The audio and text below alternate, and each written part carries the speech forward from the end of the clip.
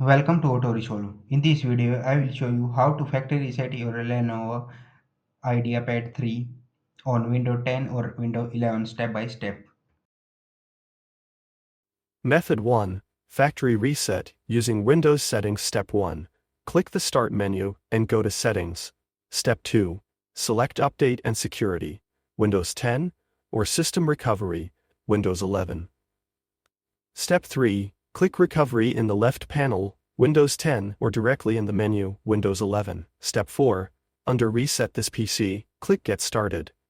Step 5. Choose either Keep My Files, removes apps and settings but keeps personal files, remove everything, full factory reset. Step 6. Follow the on-screen instructions and wait for the reset to complete. Method 2. Reset when Windows won't boot. Step 1. Turn on the laptop and press F11 repeatedly during startup. Step 2.